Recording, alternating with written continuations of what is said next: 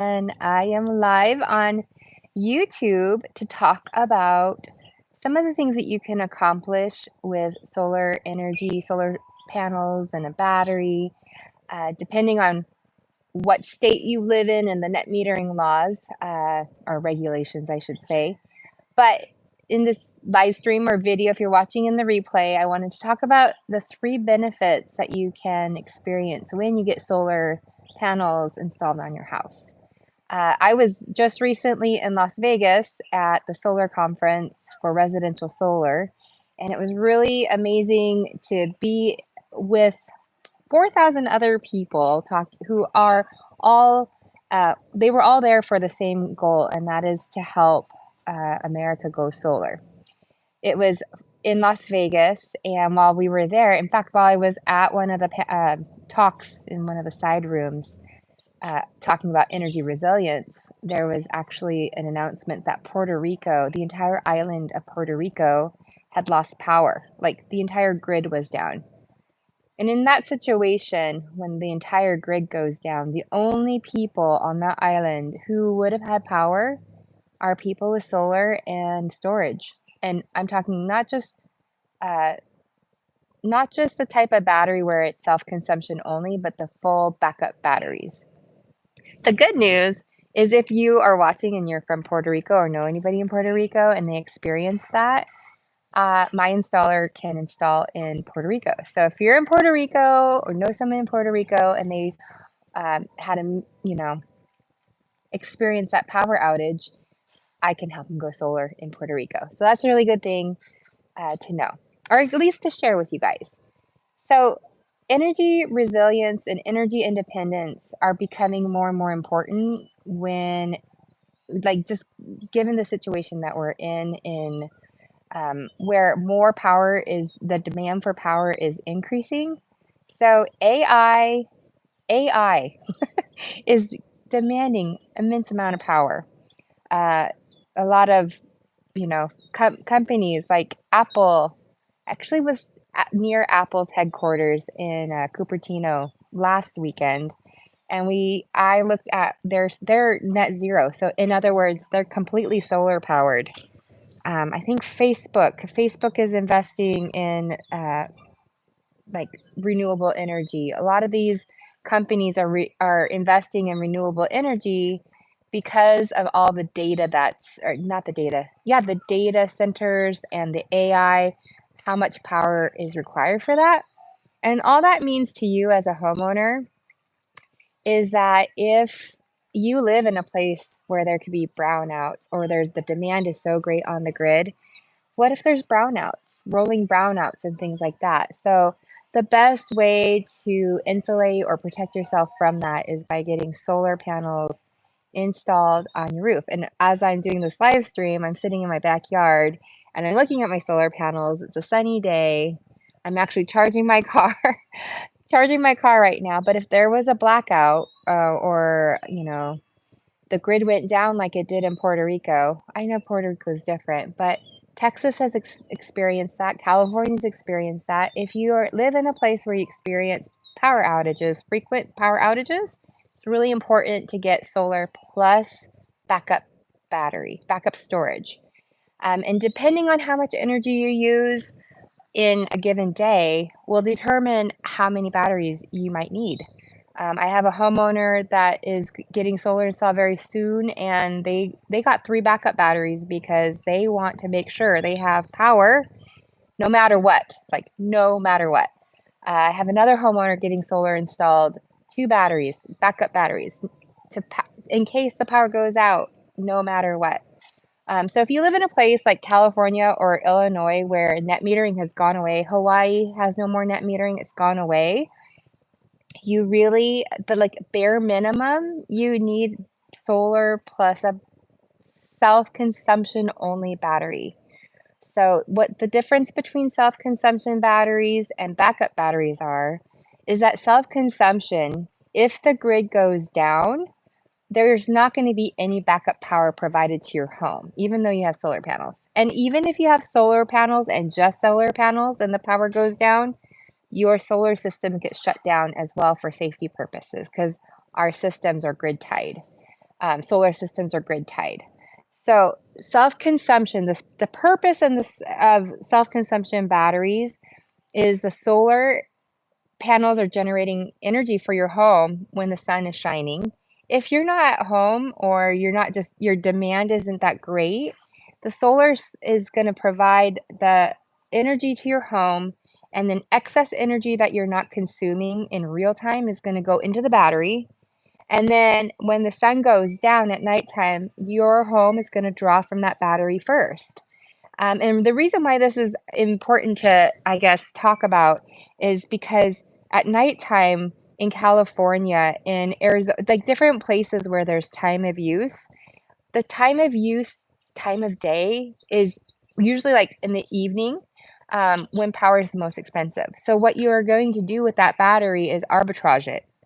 In other words, you're producing the solar energy during the day, it goes into the battery to be then use at nighttime when the energy is the most expensive. So you're arbitraging in a sense because with solar, you pay for it either by cash, financing, or you do a TPO product, which is leasing or a power purchase agreement where for 25 years where you're paying, hopefully if you're getting a TPO product, third party ownership, like think Sunrun, think GoodLeap. GoodLeap also finances, but GoodLeap also provides TPO products. What's another one? Infin, which is partnered up with QCell Panels, they offer a TPO product where they will lease the panels or they will provide the power and you buy the power from them at a lower fixed rate, hopefully. There's escalated products and then there's no non-escalators. If I'm going to help a homeowner get a TPO product or a leased or PPA, I'm putting them in a 0% escalator so it's fixed and it's not the monthly payments don't go up every year. So that's really important to me to make sure I take care of homeowners when they make that decision to lease a system instead of purchasing it. But you're buying your solar panels or you're leasing them, and the goal is for that payment or that price levelized cost per kilowatt hour is significantly lower than what you're paying to the utility company. And so that's why I say it's arbitrage because say you get a solar system and batteries and your fixed levelized cost per kilowatt hour is in California. Let's say it's 25 cents, which is really good. We're at 50 cents a kilowatt hour, so half the price. Your system's generating the power during the daytime, it's going into your battery, and then when the sun goes down year round, that most expensive time of day, that peak time of day, you're pulling energy that was generated earlier in the day from the battery. Therefore, you're avoiding those peak time of day hours with the most expensive energy. And then if you can, if the battery can provide you power through, the nighttime when the non-peak hours are, which is supposed to be a less expensive rate, for kilowatt hours, then you can you in places like California and Illinois, Hawaii, you're going to just pay the difference. Once your battery runs out of energy, then you're just going to pay the utility company for the difference. And then that's called your true up. And that's what's happening in Illinois and Chicago, Illinois, California, and Hawaii, places like that. And then I guess, I learned I don't really sell a lot in Texas, but in Texas, there's a lot of deregulated markets. So depending on which post solar rate you pick can determine whether or not you're going to have a true up. But in California, with the three major utility companies, PG&E, SCE, SDGE, they're truing up whatever is not covered by solar and battery in California on a monthly basis under NEM 3.0. Hi, Mike. Mike, I saw Mike in Las Vegas. We got to share a meal yesterday, and he helps homeowners in Florida go solar. So, hello. I hope you got home safely. Sounds like it. So going back to the arbitrage, that's where you're going to experience that when you have solar and a self-consumption battery only. The sole purpose of that battery is self-consumption batteries or storage is to provide you power um, when the solar system's not generating power for you. It will not provide backup power to you if the power goes down. So when you get solar and a backup battery, most of them are going to be able, you're going to be able to still use the self-consumption mode of a backup battery. But in the event that the power goes out, it kicks on and goes into backup mode. So that means critical loads that are attached to that battery will be provided energy when you need it. So your refrigerators, your lights, your garage door opener, like if you need to get in your like whatever those little critical loads that you determine at the time of, purchasing the solar system is going to be provided power in the event of a blackout or a power outage. Say someone runs into a power line and the power line goes down and they cut the power to restore the line, you're going to have power to your home.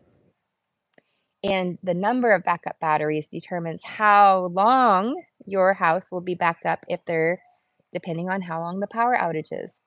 If it's in a 24-hour cycle, as soon as the sun comes back up, the solar system is going to power your critical or essential loads while simultaneously recharging the batteries. So think of it like, I don't know how else to describe it as, like you're not going to back up your AC unit. You can't even with one battery. You have to have multiple batteries for air conditioning, just because most air conditioning units are running off 40, 50 amp breakers. So breakers like that, you're really not going to want to run your whole home AC if the power goes out, because we don't know when the power is going to come back on, and you're going to drain your battery really fast. So I would say probably not do that. You can, but you'll drain your batteries really fast.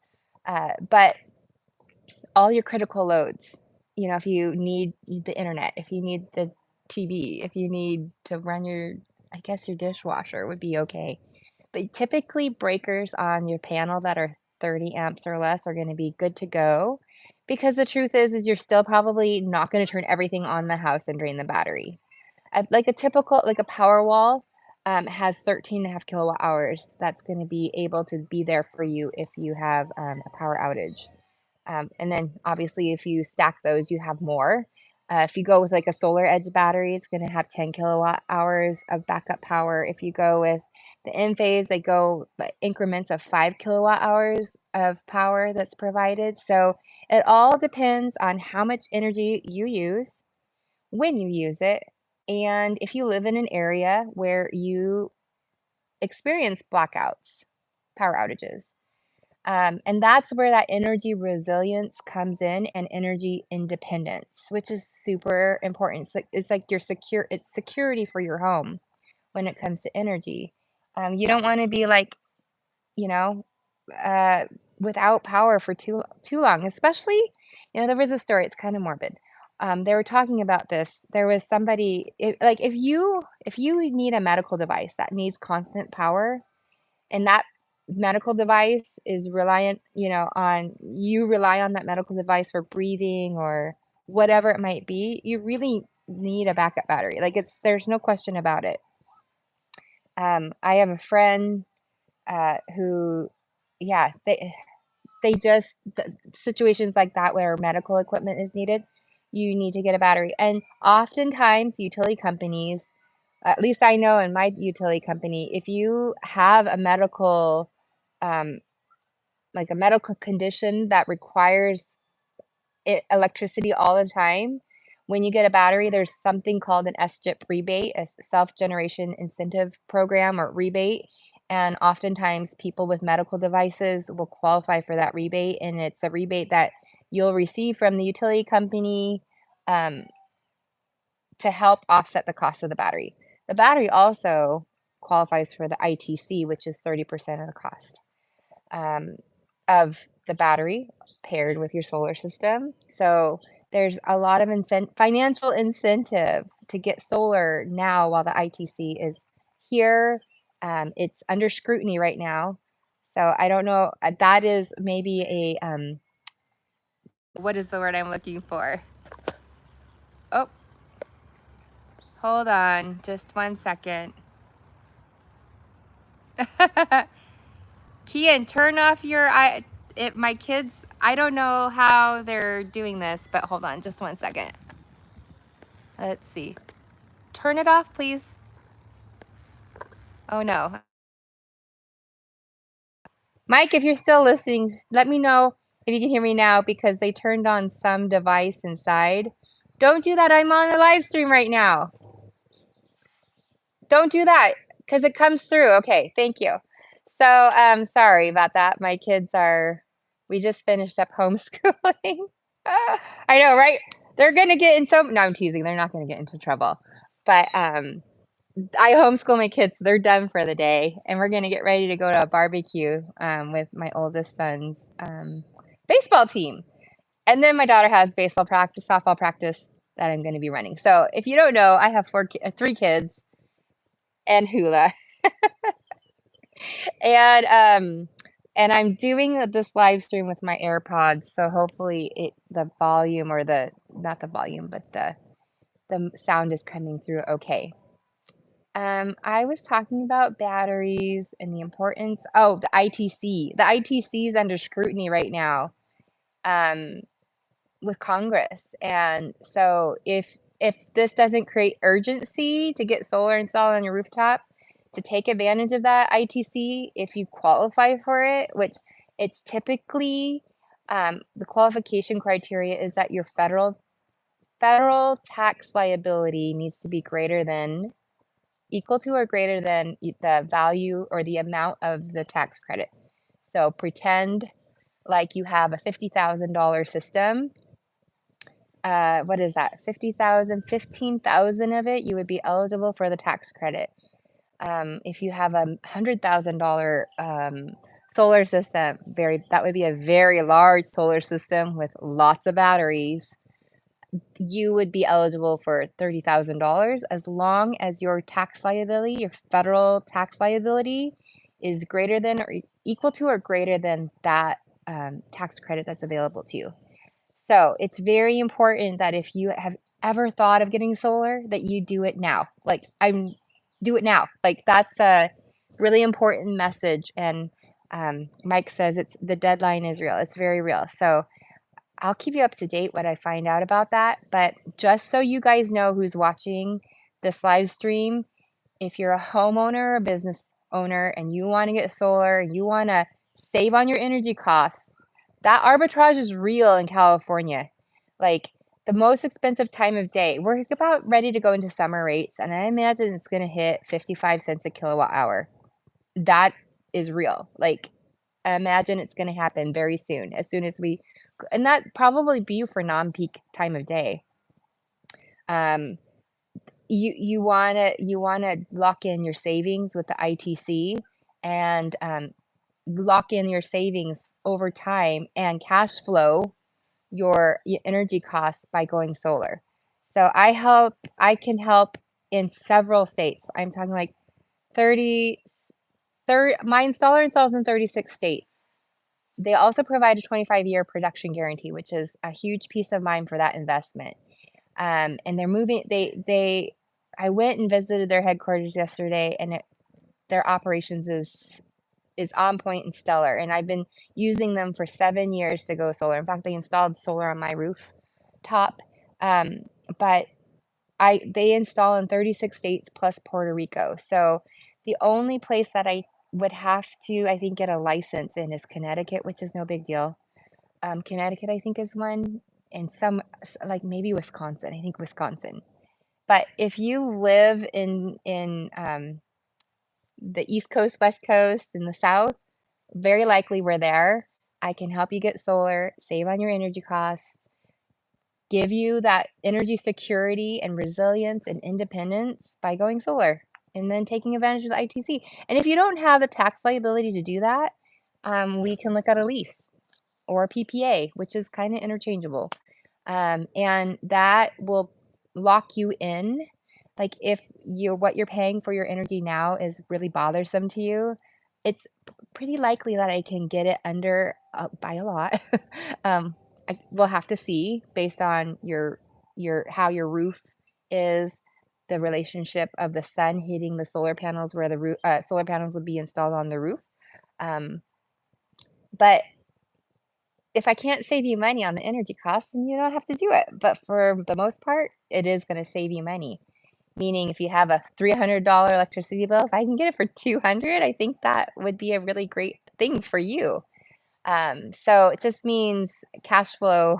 That's what I mean by cash flow. Instead of paying it to the utility company, you're investing in an asset that's on your rooftop and saves you money every single month. And if you didn't do that, if I could save you $100 a month or $200 a month on your energy costs, and you say, I don't want to do it, I would probably put it on your roof and then collect the $400 that you would otherwise be paying the utility company. That would, I would make money off of that, you know? But that's basically what, um, the logic behind going solar is. If it can't save you, I mean, it should save you money. It should save you money, especially with the ITC and even with a lease. Um, yeah, so instead of paying it to the utility that continues to go up in cost every single, like 4 times a year, it's worth your time to look at solar for your home and business. So you can do that by going to my website. It's in the description of this video, this live stream, jamiegreenthesolarqueen.com. There's a little questionnaire there where you can upload your utility bill. If you are in California and you need a battery, it's really important you download the interval data, which is uh, green data button on your like when you go into your utility company's website.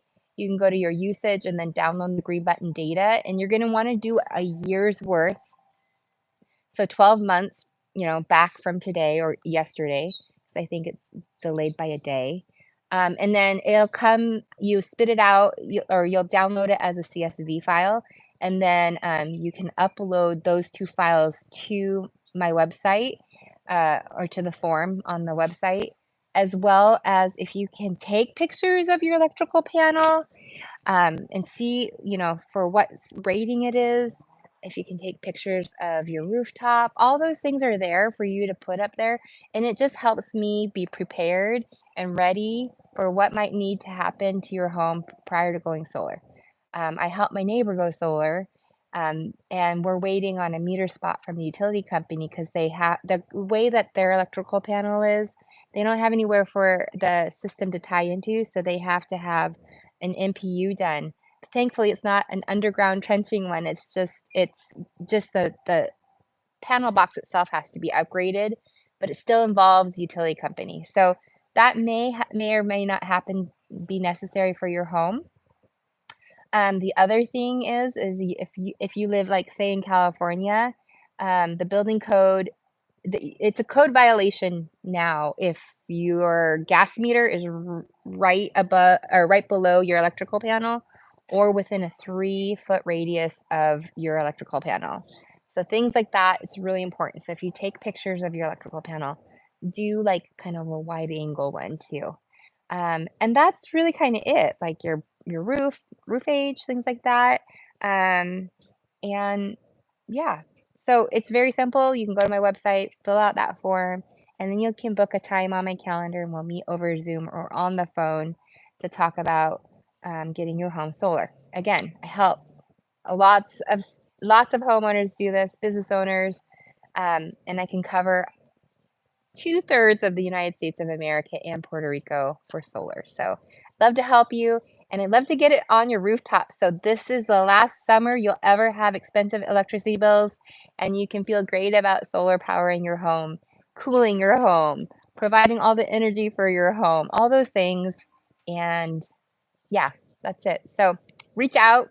Thanks for watching. If you have any questions, please let me know in the comments below. I do see them and answer them. And we'll see you guys in the next video. Okay, bye.